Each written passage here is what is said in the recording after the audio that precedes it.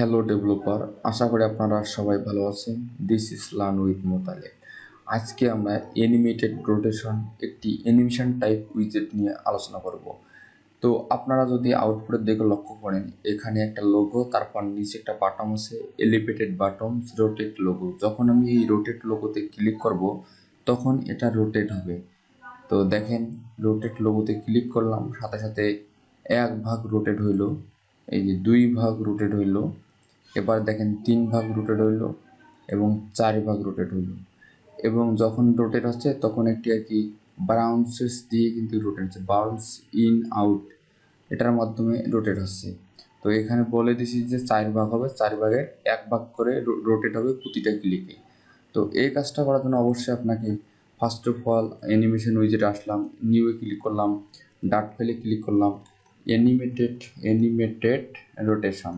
তো এখানে animated rotation, তারপর অফকোর্স এখানে স্টেটফুল উইজেট নিতে হবে, অ্যানিমেটেড রোটেশন উইজেট, ঠিক আছে। দেন তাহলে আবার না হলে আবার আমাদের এই নামটা আবার আমাদের উইজেটের সাথে ম্যাচ করবে, ম্যাচ করলে আর একটা সমস্যা। তো এখানে স্কাফল, অফকোর্স এখানে অ্যাপবারটা দিতে হবে, অ্যাপবার। তারপর অবশ্যই টাইটেলটা দিব, টাইটেল টেক্সট ইকুয়াল অ্যানিমেটেড আরও রোটেশন। অবশ্যই আমি চাচ্ছি যেন এটা সেন্টারে শো করে, তো সেন্টার ইকুয়াল টু। তো অফকোর্স এখানে একটা বিষয় লক্ষ্য করেন আপনারা, আমরা বডির ভিতরে সেন্টার উইজেট ইউজ করছি, সেন্টারের পর আমরা মাঝখানে কিন্তু কাজ করছি কলমের ভিতরে।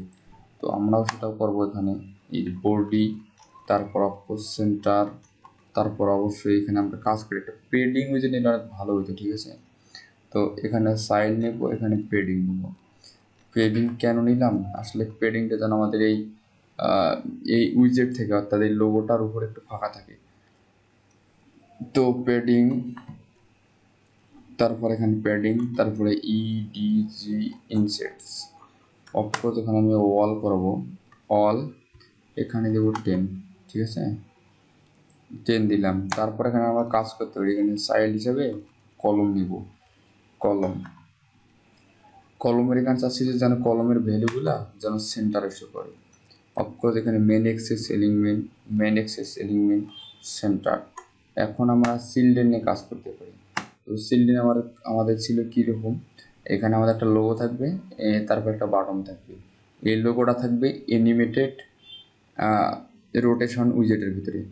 তো তাহলে আমরা অ্যানিমেটেড রোটেশন নেই, অ্যানিমেটেড রোটেশনস। তো এখানে দেখতেছেন দুইটা আপনার প্রপার্টি মাস্ট বি দিতে হবে, একটা আছে ডিউরেশন আর একটা আছে ট্রন্স। তো ডিউরেশনটা আপনারা হয়তো জানেন, ডিউরেশনটা আমরা দিয়ে দিই কনস ডিউরেশন। তো আমি চাচ্ছি 1 সেকেন্ডে হবে। কিন্তু এখানে একটা বিষয় মনে রাখবেন আপনারা, অ্যানিমেশন ক্ষেত্রে আপনি যে কোনো টাইপের অ্যানিমেশন ইউজ করেন না কেন, অবশ্যই আপনাকে ডিউরেশনটা দিতেই হবে, মাস্ট বি। তো এটা মনে রাখবেন, ডিউরেশন। তো এই ট্রোন হচ্ছে কোন টাইপের ভ্যালু না, তো আপনাকে এখানে বুঝতে হবে এটা ডাবল টাইপের ভ্যালু। তো আমরা এখানে একটা ডাবল টাইপের ভ্যালু গ্লোবালি ভেরিয়েবল নেব, ডাবল টাইপের ভ্যালু TURNS ট্রন্স ইকুয়াল, এখানে আমরা নিব কত, এখানে আমরা 0.0, আপাতত এটা নিলাম। তারপর এখানে ট্রোনটা কপি করে আমি এখানে শো করে দেব। আর অবশ্যই আমাদের এখানে চাইল্ডটা শো করাইতে হবে, চাইল্ড হিসাবে আমি দেবো ফ্লাটার লোগো। তো চাইল্ড হিসাবে দেবো ফ্লাটার লোগো। তো আপনি ফ্লাটার লোগো বাদে অন্য কিছু দিতে পারেন, তো আমি আইকন ইউজ করব, আইকন ডট ফ্লাটার ড্যাশ। তো এখানে একটা সাইজ আমি দিতে পারি, সাইজ দেবো 100। তারপর অবশ্যই যখন অ্যানিমেশনটা ঘুরবে অর্থাৎ রোটেট হবে, তখন একটা ব্রাউন্সিং সিস্টেম দিতে হবে। তো আপনি চাইলে দিবেন, না চাইলে নাই। তো আমি কার্ভস, তো এখানে দিবেন আপনি কার্ভেস, মানে এসটা বেশি করে দিবেন। তারপর এখানে বাউন্সিংস এখানে অনেক কিছু আছে, ঠিক আছে, ইজি ইন আউট দেব। তো আমাদের মোটামুটি এখানে কাজটা কমপ্লিট। তো আমরা চাচ্ছি যে এই লোগো থেকে একটু আমাদের স্পেস রাখা দরকার। তো অফকোর্স তার জন্য এখানে কমা দিতে হবে, এখানে সাইজেড বক্স দিতে হবে, তো এখানে হাইটটাকে বলে দিতে হবে 10 পিক্সেল। তো 10 পিক্সেল করে দিলাম। এখন আমাদের একটা বাটন দরকার, এলিভেটেড বাটন।